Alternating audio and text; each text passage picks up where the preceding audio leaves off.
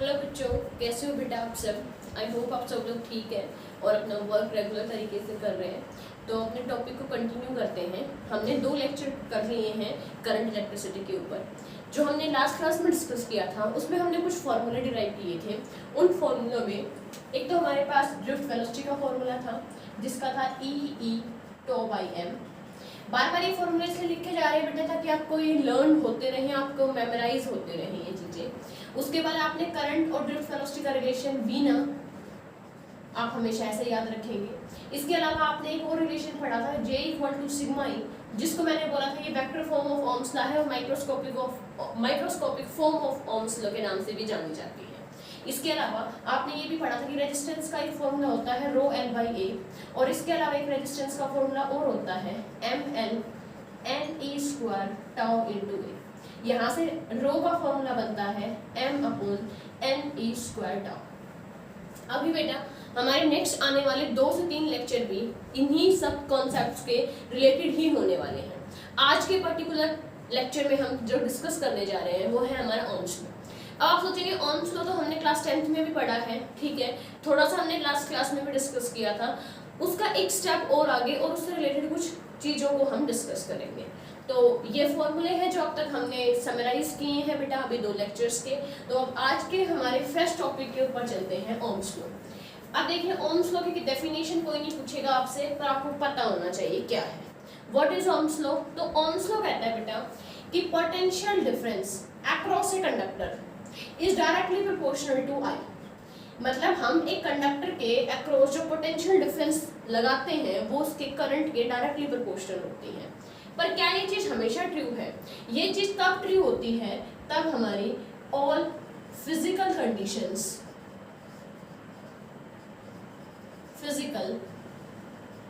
Condition are constant. अगर हम अपनी सारी फिजिकल कंडीशंस को कांस्टेंट रखते हैं तो हमें पता है कि V is directly proportional to I होगा, ठीक है, और इसी को ही हम ओम्स लॉ के नाम से जानते हैं। और हमें पता है कि प्रोपोर्शनलिटी हटने के बाद एक कांस्टेंट आता है जिसको हम R, और R जो होता है वो रेजिस्टेंस होता है, ठीक है। इसके अलावा और क्या है ओम्स लॉ के बारे में जानने के लिए, तो अब हम क्वेश्चन पॉइंट ऑफ व्यू से स्टार्ट करते हैं। ये क्वेश्चंस हमारे कंसेप्चुअल क्वेश्चंस में आते हैं और हमारे बोर्ड्स में भी 1-1 मार्क्स में पूछे जा सकते हैं। देखिए कैसे। अब आता है बेटा कि सबसे पहले आपको 2 वर्ड समझने हैं, ओमिक एंड नॉन ओमिक। क्या होते हैं ohmic and non ohmic? Ohmic materials वो मटेरियल होते हैं बेटा विच फॉलो ओम्स लॉ। मतलब ये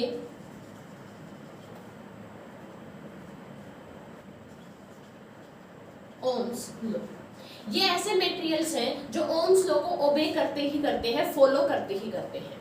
लेकिन बेटा हमारे कुछ ऐसे भी मटेरियल्स होते हैं जो ओम्स लॉ को फॉलो नहीं करते।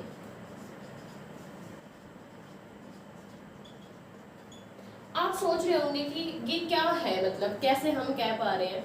ओम्स लॉ का मतलब है बेटा कि अगर आप V बढ़ाते हैं तो उसी प्रोपोर्शन में I बढ़ता है। मतलब अगर आप वोल्टेज को डबल कर रहे हैं तो करंट भी डबल होगा, इसको बोलते हैं ओम्स लॉ।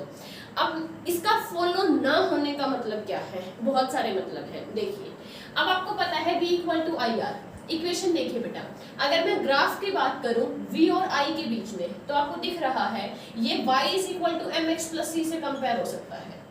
किससे कंपेयर हो सकता है? y equal to m x plus c, जो कि एक स्ट्रेट लाइन की इक्वेशन है। यहाँ से आपको पता चल रहा है कि जो आपका इंटरसेप्ट है वो 0 है। यहाँ से आपको 2 चीजें पता चल रही हैं कि एक तो m जो कि r के बराबर है, कंपेयर कीजिए ये v equal to I R, तो ये m है ये किसके प्रोपोर्शनल है? r, और C है वो 0 है। मतलब जो कंडक्टर्स ओम्स लॉ को फॉलो करेंगे उनका ग्राफ हमेशा स्ट्रेट लाइन होगा और पासिंग थ्रू ओरिजिन होगा। क्यों? क्योंकि इनका इंटरसेप्ट 0 है। तो ओमिक कंडक्टर के लिए जो ग्राफ बनेगा वो हमेशा इस तरीके से बनेगा। ये हमारा VI ग्राफ है। चाहे आप VI ग्राफ बनाइए चाहे आप IV ग्राफ बनाइए, 2 तरीके के ग्राफ होते हैं, 10th क्लास में भी हम पढ़ते हैं। दोनों ही तरीके से आपकी straight line passing through origin होगी। लेकिन अगर मान लो आपने ऐसा कोई ग्राफ देखा, जैसे आपके 14th चैप्टर के अंदर आएगा बेटा, तब हम पढ़ेंगे तो कुछ इस तरीके से आएगा।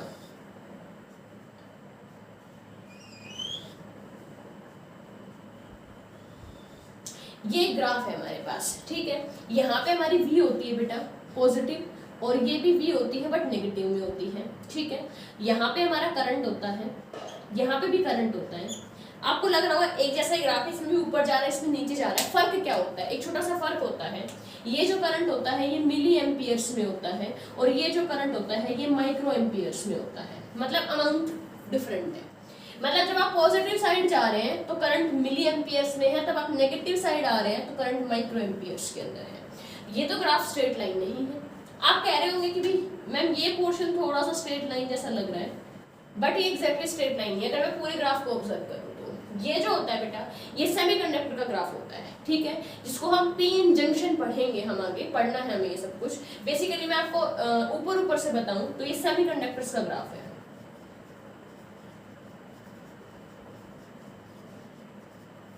सेमीकंडक्टर मटेरियल्स के अंदर हम पीएन जंक्शंस, कुछ ट्रांजिस्टर्स, कुछ ऐसे वर्ड्स पढ़ेंगे, कुछ ऐसे डिवाइसेस पढ़ेंगे जिनका ऐसा कुछ ग्राफ होता है। तो आपको दिख रहा होगा कि हमारे पास जरूरी नहीं है हर मटेरियल ओम्स लॉ को फॉलो करे। कंडक्टर्स जो हम वर्ड यूज कर रहे हैं उसमें स्पेशली मेटल्स काफी हद तक ओम्स लॉ को फॉलो करते हैं, पर अगर टेम्परेचर बहुत ज्यादा हाई होता है तो मेटल्स भी ओम्स लॉ से डेविएट होने लग जाते हैं। तो हमने अभी क्या सीखा बेटा?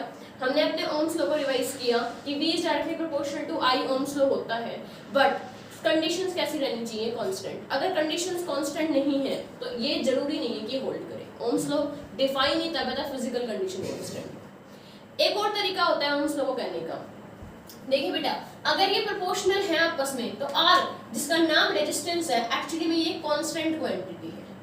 कैसी क्वांटिटी है? कांस्टेंट। मान लो आपके पास एक डिवाइस गिवन है और कोई कहता है कि इसका रेजिस्टेंस फिक्स है, इसका रेजिस्टेंस टाइम के साथ चेंज नहीं हो रहा, तो इसका मतलब ये है फिजिकल कंडीशंस तो कांस्टेंट रखनी ही रखनी है। फिजिकल कंडीशन कांस्टेंट रखने के बाद मतलब टेम्परेचर, लेंथ, प्रेशर ये सब कुछ कांस्टेंट है, और फिर उसका रेजिस्टेंस चेंज हो रहा है। मतलब लेंथ भी फिक्स है। मान लो कि सपोज करो कि एक मटेरियल है आपके पास, इसकी लेंथ फिक्स है, एरिया फिक्स है, इस रूम का टेम्परेचर फिक्स है, और मैं यहाँ पे एक वोल्टेज अप्लाई कर रही हूँ, लेकिन फिर भी अगर मैं इसकी रेजिस्टेंस कैलकुलेट करूँ डिफरेंट वोल्टेज के साथ, वो फिक्स नहीं है। तो ये हमारा एग्जाम्पल होगा नॉन ओमिक का। मीन्स ओमिक के केस में जो हमारा आर होता है वो फिक्स होता है, क्योंकि प्रोपोर्शनलिटी कांस्टेंट नहीं है हमारा। लेकिन इसमें जो आर होता है वो फिक्स नहीं होता, वो वेरिएबल होता है। इसके लिए हम एक वर्ड यूज करते हैं डायनेमिक। यहाँ पे आर कैसा होता है? वेरिएबल होता है। आप क्या यहाँ से आर निकाल सकते हैं? बिल्कुल निकाल सकते हैं हम। हमें पता है कि स्लोप वगैरह से निकाला जा सकता है। जैसे अगर आपको ओमिक क्वेश्चन, ओमिक कंडक्टर का क्वेश्चन है या ओमिक मटेरियल का क्वेश्चन है और आपको ग्राफ से या निकालने के लिए बोल दिया जाए, आपको ग्राफ से रेजिस्टेंस निकालने के लिए बोल दिया जाए, तो आप क्या कह सकते हैं? अब यहाँ से जरा देखिए बेटा, अगर मैं इस ग्राफ की बात करूं तो आपको पता है स्लोप का फॉर्मूला होता है tan थीटा। एक फॉर्मूला होता है हमारे पास क्या? dy/dx, ठीक है। नहीं तो आप यहाँ से भी कंपेयर कर सकते हैं। देखिए जब हमने अपने v = IR को एक स्ट्रेट लाइन से कंपेयर किया था, m क्या है? स्लोप ही तो है। m किसके बराबर आया था? r के बराबर आया था, ठीक है।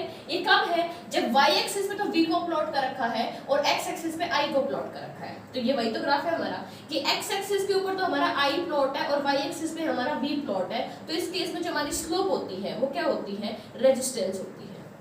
कहाँ से आया? सिंपल है, v = IR होता है, ये y एक्सिस पे है, ये x एक्सिस पे है, तो y = mx + c से कंपेयर कर दिया हमने। क्या यहाँ पे कंपेयर कर सकते हैं? बिल्कुल। यहाँ पे देखिए आप कंपेयर तो y = mx + c से ही करोगे, उसमें कोई प्रॉब्लम नहीं है। लेकिन इस बार y एक्सिस पे i है बेटा, i, और x के जगह कौन लिखना है? v। यहाँ से फॉर्मूला देखो, क्या फॉर्मूला बनेगा? अगर आप i के टर्म्स में लिखना चाहते हो तो r डिवाइड में आएगा, तो यहाँ पे ये फॉर्मूला बनेगा। तो इस ग्राफ में स्लोप की वैल्यू 1/r होगी। कहने का मतलब है कि अगर आपको एक ओमिक कंडक्टर गिवन है, ओमिक कंडक्टर में रेजिस्टेंस की वैल्यू हर जगह फिक्स होती है। आप ग्राफ की मदद से कैलकुलेट कैसे करेंगे? आप कहेंगे अगर VI ग्राफ है तो हम उसकी स्लोप निकाल देंगे, और अगर IV ग्राफ है तो हम उसकी स्लोप को इन्वर्ट कर देंगे, तो हमें क्या मिल जाएगा? रेजिस्टेंस। पर यहाँ पे तो रेजिस्टेंस फिक्स नहीं है, फिर क्या करेंगे आप? यहाँ पे बेटा आपसे ये बोला जाएगा इस पॉइंट पे निकालो। या इस पॉइंट पे निकालो। मींस यहाँ पे क्या देखो आप दिख रहे हैं, स्ट्रेट लाइन में स्लोप हमेशा फिक्स होती है। एक स्ट्रेट लाइन है, उसकी स्लोप कैसी होती है, कांस्टेंट होती है। आप कहीं पे भी निकाल लो, चाहे इस पोर्शन को यूज करके निकालो, चाहे इस पोर्शन को यूज करके निकालो, कोई फर्क नहीं पड़ेगा। लेकिन यहाँ पे हमारी स्लोप वेरिएबल है। स्लोप मतलब रेजिस्टेंस। तो यहाँ पे हम डायनेमिक रेजिस्टेंस कैसे कैलकुलेट करते हैं, तो इसका फॉर्मूला होता है आर डायनेमिक निकालने का, delta B by delta I. मतलब आपको दो पॉइंट दे दिए जाएंगे, यहाँ पे आपको V1 पता है, I1 पता है, यहाँ पे V2 पता है, I2 पता है। तो आप delta B by delta I कर लीजिए, ये डायनेमिक रेजिस्टेंस आ जाएगा। फिर आप सोचेंगे भाई चीज तो वही है, V बाई आई तो करना है, लेकिन ये value place to place change हो जाएगी। इस पॉइंट के लिए डिफरेंट आंसर है, इस पॉइंट के लिए डिफरेंट आंसर है, और आगे पॉइंट के लिए डिफरेंट आंसर होगा। क्या ये बात समझ आई? तो ओम्स लॉ के हमारा डिस्कशन जो है वो सिर्फ इसके डेफिनेशन तक सीमित नहीं है। आपको ओम्स लॉ के बारे में जो पता होना चाहिए, ओम्स लॉ की डेफिनेशन, उसकी कंडीशन, आपके सामने अगर ग्राफ दिखाई दे तो आप पहचान सके कि वो ओमिक है, नॉन ओमिक है। दूसरी चीज, अगर आपके पास ग्राफ है तो आप उसकी स्लोप की हेल्प से आप उसका डायनेमिक या फिर उसका कांस्टेंट रेजिस्टेंस को कैलकुलेट कर सकते हैं। तो ये है हमारा ओम्स लॉ। इसको आपको फेयर नोटबुक में प्रॉपर तरीके से नोट करना है, एक पार्टीशन करके ओमिक और नॉन ओमिक, और उसकी तीनों चारों पॉइंट्स लिखने हैं। ये इसका एग्जाम्पल है बेटा, जो सेमीकंडक्टर है ये इसका एग्जाम्पल है, और इसका जो एग्जाम्पल है वो है मेटल्स। बट मेटल्स भी बहुत हाई टेम्परेचर नहीं होना चाहिए, बहुत हाई टेम्परेचर पे उनका ग्राफ ऐसे कर्व होने लग जाता है, स्ट्रेट लाइन नहीं रहता। ठीक है, तो यह तक तो हमारा फर्स्ट पार्ट है। अब हम चलते हैं हमारे सेकेंड पार्ट पे, जो हमारी वीडियो का डिस्कशन रहेगा वो रहेगा रेजिस्टेंस के ऊपर। किसके ऊपर? रेजिस्टेंस। अब आप सोच रहे हैं मैम रेजिस्टेंस के बारे में तो हमें बहुत सी बातें पता है, 10th से पढ़ते आ रहे हैं रेजिस्टेंस क्या होता है। तो चलिए पहले तो हम कुछ बेसिक चीजें डिस्कस करते हैं रेजिस्टेंस के रिगार्डिंग, और फिर उनको थोड़ा मॉडिफाई करते हुए चलेंगे। अगर मैं क्लास 10th की बात करूं बेटा, तो आपको डेफिनेशन अच्छे से पता है। Resistance, what is resistance? आप कहते हैं रेजिस्ट करना, किसी चीज को रोकना, अपोज करना, किसी की चीज रास्ते में बाधा बनना। जैसे अगर मैं अपने रूम की बात करूं तो एक जगह मेरा बोर्ड है, वॉल्स हैं, यहाँ पे किसी टेबल या चेयर की हेल्प से मैंने अपने फ़ोन को स्टैंड पे सेट किया हुआ है, रूम में और भी बहुत सारी चीज़ें, और मैं यहाँ पे दौड़ने लग जाऊँ तो मैं इन चीज़ों से टकरा जाऊँगी, और ये सारी चीज़ें मेरे रास्ते में एक ऑब्स्टिकल का काम करेंगी। तो मैं कह रही हूँ कि ये मेरे रास्ते में रेजिस्टेंस क्रिएट कर रही है। तो रेजिस्टेंस मतलब होता है किसी चीज़ का अपोज करना। जहाँ पे भी रेजिस्टेंस वर्ड आएगा मतलब रेजिस्ट से आया है, वो अपोजिशन से आया है। तो हम यही कहते हैं कि the opposition offered, the opposition offered by a conductor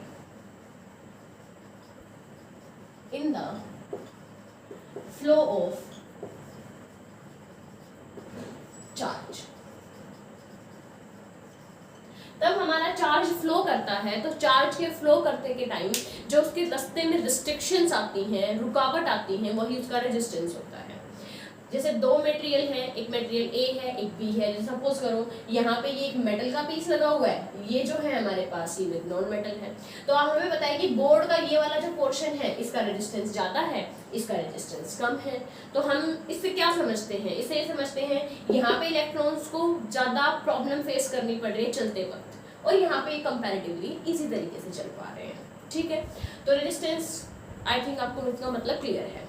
अब और रेजिस्टेंस के बारे में, तो बेटा रेजिस्टेंस की जो एसआई यूनिट होती है वो ओम होती है, सिंबल इसका ओमेगा होता है। ठीक है, अच्छा इसके अलावा आपने एक और टर्म पढ़ी थी क्लास 10th का, बहुत ही स्टैंडर्ड क्वेश्चन होता है, हर बच्चे को याद करवाने की कोशिश की जाती है कि factors on which resistance depends. जैसे ही ये लाइन लिखी तो आई थिंक सभी बच्चों के दिमाग में 4 पॉइंट स्ट्राइक कर चुके होंगे कि मैम ये इसका आंसर हमें पता है। क्या? पहला point, resistance is directly proportional to length, resistance is inversely proportional to area, resistance also depends on the nature of material and resistance depends on temperature। ये 4 पॉइंट्स हमें बहुत अच्छे से याद करवाए जाते हैं, जिसको हम लिखते हैं फटाफट कि R is directly proportional to L, R is inversely proportional to A। But class 10th में हमें नहीं पता होता कि रेजिस्टिविटी टेम्परेचर पे कैसे डिपेंड करती है। हाँ, हो सकता है एनटीएससी वाले बच्चों को पता हो कि डायरेक्टली प्रोपोर्शनल होती है, वैसे भी हो सकता है बच्चों को पता हो। चलिए, इन दोनों की हेल्प से हम एक फॉर्मूला लिखते थे R equal to rho l by A. क्या हमें फर्दर मॉडिफिकेशंस की जरूरत है इस फॉर्मूले में? हाँ, इस स्टेटमेंट में जरूरत है। अब एक क्वेश्चन है, ध्यान से सुनिए, देखिए। फॉर एग्जाम्पल, बेटा वैसे तो ये प्लास्टिक का डस्टर है, बट फिर भी हम इसको एक कंडक्टर की तरह अज्यूम करते हैं। तो इस कंडक्टर में आपको दिख रहा होगा, एक तो ये ग्रीन वाला पोर्शन जो फिलहाल आपको दिखाई दे रहा होगा स्क्रीन पे, एक इसके अंदर ये ब्लैक वाला पोर्शन है, और ये ऐसे मैंने लेंथ वाइज खड़ा कर दिया, ये मैंने ऐसे लेटरली कर दिया। तो देखिए क्या हो रहा है, मान लो ये कंडक्टर है और ये जो मैंने दोनों मेरे जो उंगलियां हैं ये पोटेंशियल डिफरेंस का काम कर रही है, मतलब मैंने इसके चारों तरफ दोनों तरफ पोटेंशियल डिफरेंस अप्लाई कर दिया। तो आपको पता है कि पोटेंशियल डिफरेंस अप्लाई किया मतलब इलेक्ट्रिक फील्ड अप्लाई किया, मतलब अब इसमें करंट फ्लो हो सकता है। तो आप खुद सोचिए करंट कैसे फ्लो करेगा। अगर मैंने यहाँ पे बैटरी के टर्मिनल लगाए हैं तो करंट कैसे फ्लो करेगा। जो ये मेरा मार्कर है ये कहीं ना कहीं करंट की डायरेक्शन को बता रहा है, ऐसे, शायद आपको ना दिखे, दिख जाएगा। आप देखिए मैंने यहाँ ऐसे ऐसे लगाई है बैटरी, तो ये मार्कर जो है ना, ये मार्कर क्या बता रहा है कि करंट फ्लो कर रहा है। अगर ये पॉजिटिव टर्मिनल है, ये नेगेटिव है, तो आपको पता है हाईयर से लोअर करंट फ्लो करेगा। क्या ये बात समझ आई? तो देखो अब आप मन में सोचिए कि इलेक्ट्रॉन्स है वो चल रहे हैं, ऐसे दौड़ भाग कर रहे हैं और आगे की तरफ आ रहे हैं। अब भाई अगर करंट इधर है तो इलेक्ट्रॉन इधर जा रहे होंगे, क्या फर्क पड़ता है? लंबाई कितनी है, कितनी लेंथ कवर करेंगे? आप कहेंगे मैम यहाँ से अगर शुरू हुए हैं तो धीरे धीरे उनको ये सारा पोर्शन कवर करना है। ये वो लेंथ है जो इन इलेक्ट्रॉन्स को फॉलो करनी है, ठीक है। अच्छा, अब एक बात सोचिए, अब मैं यहाँ पोटेंशियल डिफरेंस ना लगा के मैं इसको ऐसे लगा देती हूँ, पकड़ने में दिक्कत हो रही थी मेरे को, ऐसे लगा दिया। ये मेरा थंब और ये एक पॉजिटिव है एक नेगेटिव है, तो बताओ करंट कैसे फ्लो करेगा? तो तुम सोचोगे मैम ये पॉजिटिव है और ये नेगेटिव है तो करंट ऐसे फ्लो करेगा इस बार। तो कितनी लेंथ कवर कर रहे हैं इलेक्ट्रॉन इस बार? ये वाली लेंथ कवर कर रहे हैं, ठीक है। अब देखिए मतलब कहने का है कि एक बार मैंने कंडक्टर को ऐसे रखा और एक बार मैंने कंडक्टर को ऐसे रखा, ठीक है। एक बार ये पॉजिटिव है ये नेगेटिव है और फिर ऐसे ही ये पॉजिटिव है ये नेगेटिव है। अब देखिए कंडक्टर वही है, मतलब इस रजिस्टर को एक बार तो मैंने ऐसे रखा और एक बार मैंने ऐसे रखा, बस ये फर्क है। देखो यहाँ पे करंट कहाँ जा रहा है, पॉजिटिव से नेगेटिव, ठीक है। यहाँ पे करंट कहाँ जा रहा है, पॉजिटिव से नेगेटिव। और देखिए इलेक्ट्रॉन्स को लंबाई कौन सी कवर करनी पड़ रही है ऑन एन एवरेज। आप सोचेंगे मैम इलेक्ट्रॉन तो इधर उधर भागते ही रहते हैं, पर अगर मैं ड्रिफ्ट की बात करूं, मैं इधर उधर भागने की बात नहीं कर रही, मैं ड्रिफ्ट की बात कर रही हूँ, तो आपको पता है इलेक्ट्रॉन अपोजिट डायरेक्शन में ड्रिफ्ट कर रहे होते हैं, लेकिन लंबाई तो यही कवर करनी है ना उनको, ये वाली लेंथ कवर करनी है, ये ऐसे। इस केस में कितनी लेंथ कवर करनी है? मान लो इसको L1 बोल दो फर्स्ट केस में, ये है लेंथ L2। आप इमेजिन कर पा रहे होंगे अगर करंट ऐसे फ्लो कर रहा है तो इस टाइम में कम लेंथ है और इस टाइम में ज्यादा। अब इसमें क्या अजीब बात है? बिल्कुल बात है। कहने को तो ये ब्रेथ थी सिस्टम की, ये क्या था? ब्रेथ था, लेकिन इसको आप यूज करोगे फॉर्मूले में। ध्यान रखना आप बोलते क्या हो कि resistance is directly proportional to length. कौन सी लेंथ? ये कंडक्टर तुम्हारे सामने, ये लेंथ है, ये ब्रेथ है। यूजुअली हम लंबे वाले को लेंथ बोल देते हैं, छोटे वाले को ब्रेथ बोल देते हैं, पर ये एक साइड है और ये भी एक साइड है। कौन सा साइड कंसिडर करेंगे आप? तो हम कहेंगे जिस डायरेक्शन में करंट फ्लो कर रहा है। अगर ये लंबी वाली साइड में करंट है तो देखो लंबी वाली साइड भी है, यहाँ पे लंबी वाली साइड ये है, बट करंट तो छोटी वाली साइड फ्लो कर रहा है ना, तो छोटी वाली साइड लेंगे। तो आप हमेशा ध्यान रखेंगे क्या चीज, R is directly proportional to L, हमें अच्छे से पता है ये बात, बट कौन सा L, कौन सी लेंथ? तो हम कहेंगे the length which is along the current. तो आपको क्या मॉडिफाई करना है बेटा? आपको ये तो ध्यान रखना है कि R is directly proportional to L, but कैसे हम कहेंगे कि L इज अलोंग I। अभी क्वेश्चन करेंगे उसमें और अच्छे से क्लियर होगा। एरिया, कौन से एरिया की बात हो रही है? देखिए फिर से डायग्राम देखते हैं। अगर करंट ऐसे फ्लो कर रहा है ना, तो हम हमेशा ये वाला एरिया कंसिडर करते हैं। जैसे अगर आप इमेजिन करिए, मैं आपको कहूँ ये एक वायर है, इसमें से करंट फ्लो कर रहा है, तो आप कौन सा एरिया लेते हैं? ये वाला एरिया कंसिडर करते हैं, ठीक है ना। लेकिन अगर मैं कहूँ ऐसे करंट फ्लो कर रहा है, तो भी क्या हम यही वाला एरिया कंसिडर करेंगे? नहीं। यहाँ जो एरिया होता है ये वो एरिया होता है जो करंट के परपेंडिकुलर डायरेक्शन में। अगर करंट ऐसे फ्लो कर रहा है तो देखिए ये छोटा सा एरिया मेरे फिंगर के साथ परपेंडिकुलर है, बट करंट ऐसे फ्लो कर रहा है तो इस केस में तो एरिया परपेंडिकुलर नहीं है, ये वाला एरिया परपेंडिकुलर है। तो हम कहेंगे ये yes resistance is inversely proportional to area, but that area which is perpendicular to current. तो दो मॉडिफाइड चीजें याद रहेंगी हमेशा कि करंट के अलोंग वाली लेंथ और करंट के परपेंडिकुलर वाला एरिया। एक क्वेश्चन करते हैं जिससे आपको फटाफट क्लियर होगा। आई थिंक ये आप सबने नोट कर लिया होगा, मैं इसको हटा रही हूँ। दोनों पॉइंट्स को ध्यान रखना अच्छे से बेटा।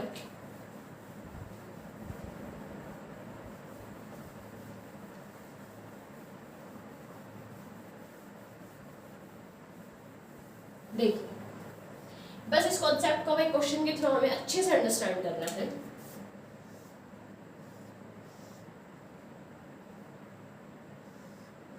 यहां पे मान लो क्यूबॉइड है,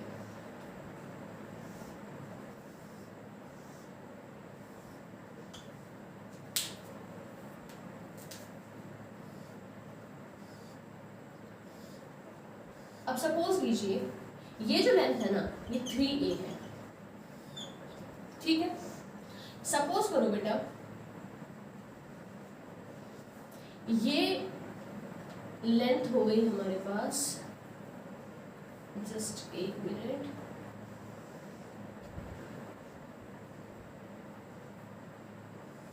हाँ देखिए ये लेंथ हो गई, ये हमारे पास ब्रेथ हो गई।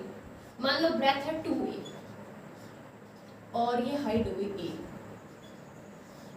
अब इस क्यूब के आप 6 फेसेस अपने आप को इमेजिन कर पा रहे हैं ना।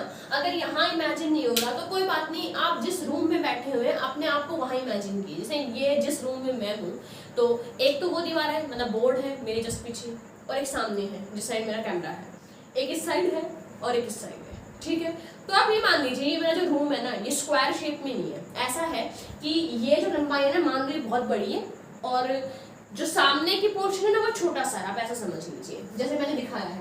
ये लंबाई बड़ी है, जो साइड का पोर्शन है वो छोटा है और हाइट भी छोटी है, आप ये समझ लीजिए। तो देखिए अब 6 सरफेस हैं, 6 सरफेसेस आप समझ रहे होंगे इस क्यूब पे कौन से हैं। मैं मार्क करती हूँ। मान लो देखो this is surface number 1 and this is surface number 2, और अपने आप इमेजिन कीजिए कि इस सरफेस से करंट एंटर कर रहा है और इस सरफेस से करंट लीव कर रहा है। और एक सिनेरियो और है, करंट यहां से एंटर कर रहा है और यहां से लीव कर रहा है, मतलब ये है 3 और ये है 4। 1 2 3 4 सरफेस मार्क किए मैंने, एक बोर्ड और एक सामने कैमरा, ठीक है। एक ये वाली साइड और एक ये वाली साइड, या फिर ऐसे समझ लीजिए एक मैंने क्या ले लिया, जमीन वाला पोर्शन और एक छत वाला पोर्शन, ठीक है। तो देखिए अब अगर करंट 1 से लेकर 2 की तरफ एंटर कर रहा है तो आप अपने मन में सोचिए रेजिस्टेंस का फॉर्मूला क्या होगा। देखो R वैसे होना तो चाहिए क्या, रो L by A।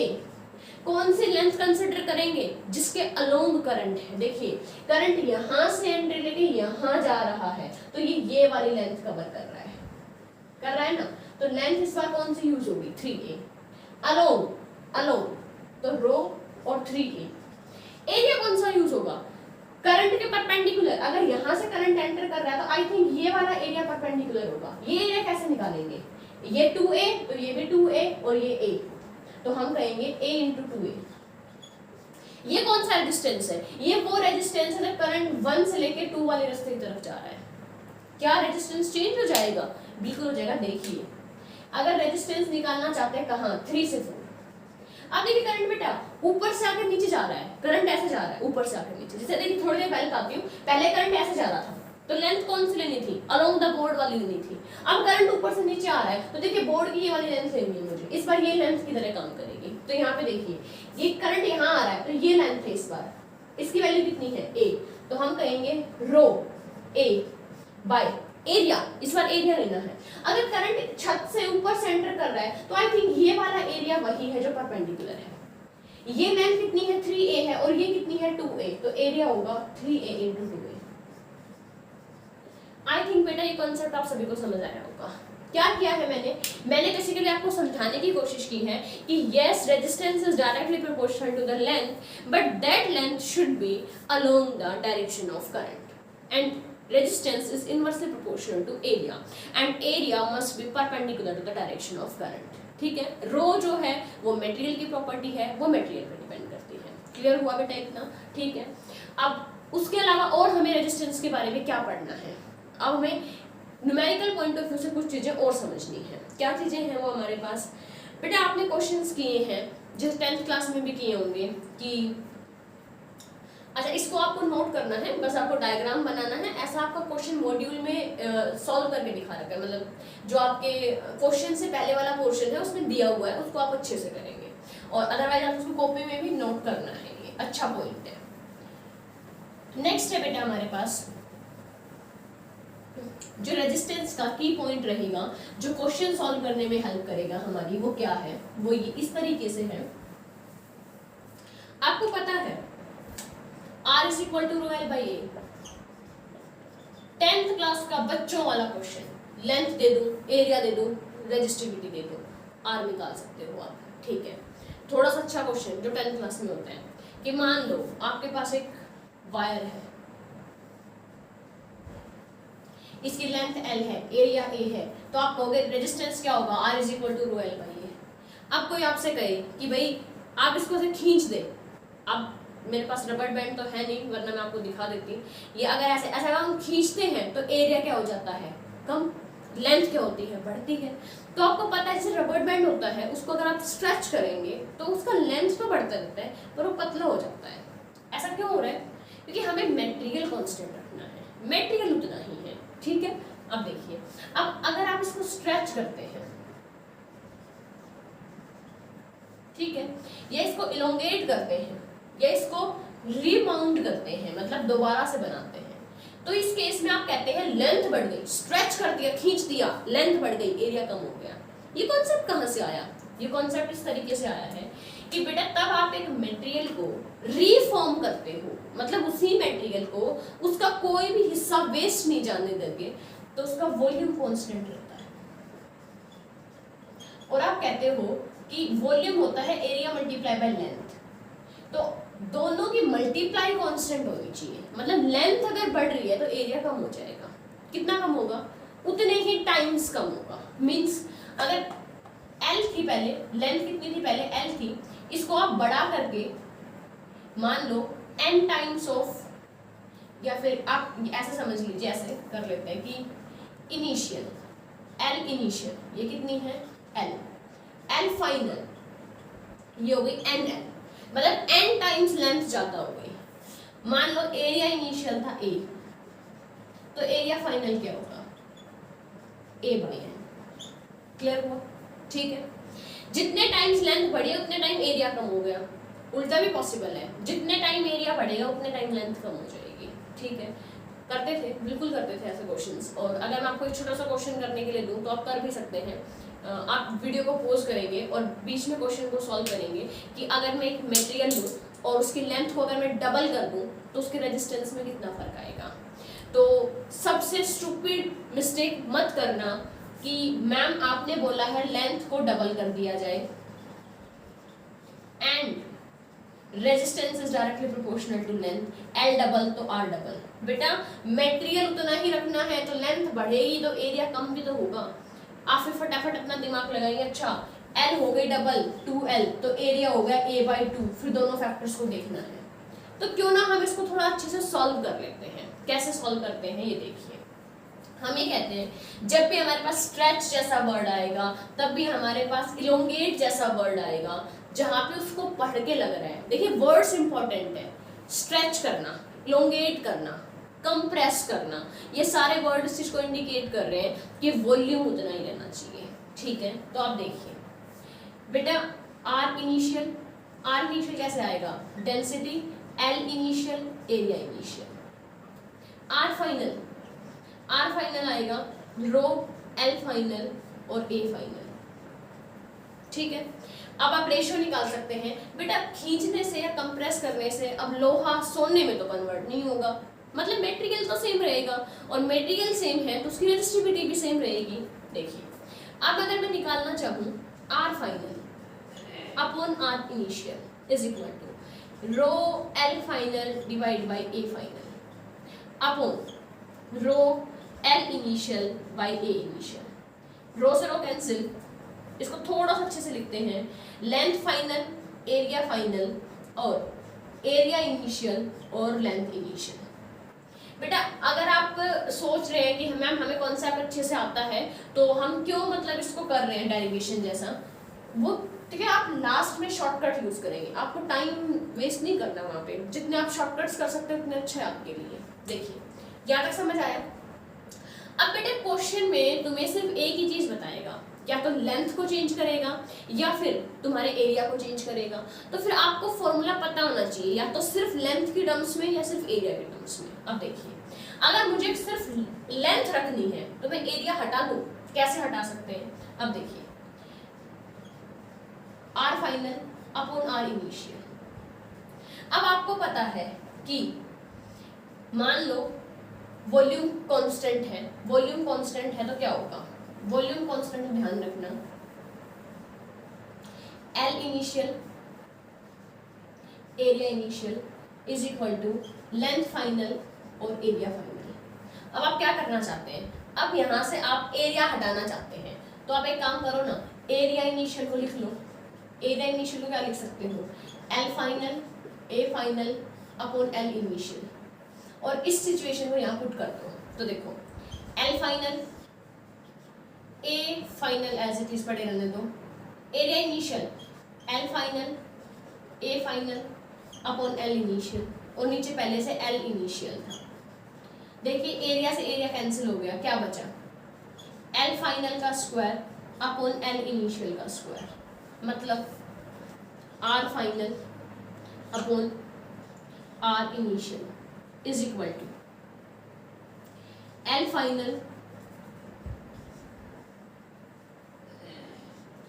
Final upon L initial इसका होल स्क्वायर। ये शॉर्टकट फॉर्मूला है जो आपको याद रखना है। ठीक है, इस शॉर्टकट फॉर्मूले से आपके ज्यादा इजी क्वेश्चंस होंगे। अब आप सोच रहे हैं मैम आपने तो एरिया कैंसिल किया है, हम तो लेंथ भी कैंसिल कर सकते हैं, बिल्कुल कर सकते हो। तो जब आप लेंथ कैंसिल करोगे तो जो फॉर्मूला आएगा वो मैं डायरेक्ट लिख रही हूँ और आपको अच्छे से निकाल के देखना है। ये आएगा बेटा, फॉर्मूला आएगा आपके पास R final upon R initial is equal to, देखिए ऊपर आर फाइनल है, ऊपर लेंथ भी फाइनल है, लेकिन एरिया में रिवर्स हो जाएगा, ऊपर आएगा एरिया इनिशियल और अपॉन एरिया फाइनल, आएगा स्क्वायर में, आएगा किसमें, स्क्वायर में। अब बेटा एक चीज हो सकती है, हो सकता है आपको रेडियस चेंज करके दे दे, तो रेडियस के टर्म्स में कैसे निकालेंगे, तो हम कहेंगे R final upon R initial is equal to radius initial upon radius final, लेकिन होल पावर 4 होती है। आप इजीली कर सकते हैं क्योंकि यूजुअली हम कंडक्टर को सिलेंड्रिकल शेप देते हैं, मानते हैं, अनटिल अनलेस आपको बता ना रखा हो कि क्यूबॉइड है कुछ और है। तो आप कहेंगे इनिशियल एरिया मतलब पाई आर स्क्वायर, तो एक आर स्क्वायर यहाँ से और एक स्क्वायर यहाँ से, तो पावर 4 हो गई। ये फॉर्मूला मैंने आपको निकाल के दिखाया है, ये दोनों आपको खुद निकालने हैं। और यहाँ पे कुछ चीज़ें हैं हमारी रेजिस्टेंस रिलेटेड, इसके ऊपर आपको क्वेश्चंस करने हैं इन्हीं सब फॉर्मूले और कॉन्सेप्ट के ऊपर, ठीक है। और फिर इसके बाद जो है हम अपने डाउट्स डिस्कस कर लेंगे। तो आपके ओम्स लॉ के क्वेश्चंस हो गए बेटा, और साथ साथ रेजिस्टेंस के क्वेश्चन हो गए। दोनों टॉपिक आपके अच्छे से कवर होने चाहिए।